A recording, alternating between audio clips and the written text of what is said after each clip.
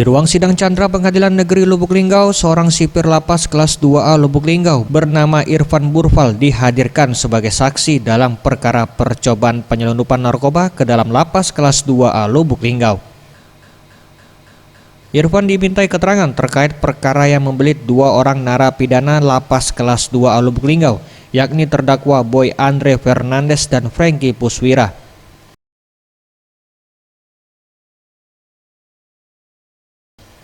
Sidang dengan agenda mendengarkan keterangan saksi ini dipimpin oleh Hakim Ketua Hendri Agustian dan dua Hakim Ferdinaldo dan Tatap Situngkir ini berlangsung cukup tegang.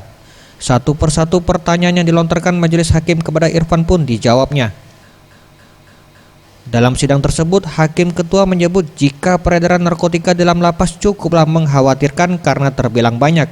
Sebab menurutnya sabu lebih dari 1 gram bisa masuk dalam lapas tentu bukanlah hal yang mudah. Tapi itulah masuk atau dari kalian masa sabu sebanyak ini pernah terjadi di Batu Raja pada saat lapas Rizal, ya. Nah, sabu juga banyak. Ada peredaran sabu di ini sangat banyak, ya. Sama yang biasa dia tingkatkan pengamanan.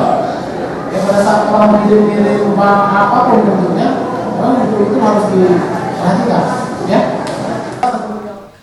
Sementara itu dalam sidang ini juga hakim meminta kepada petugas lapas yang menjadi saksi di persidangan agar kedepannya pengawasan terutama bagi keluarga pembesuk agar diperketat sehingga jangan sampai terulang kembali terjadinya barang narkoba masuk ke dalam lapas.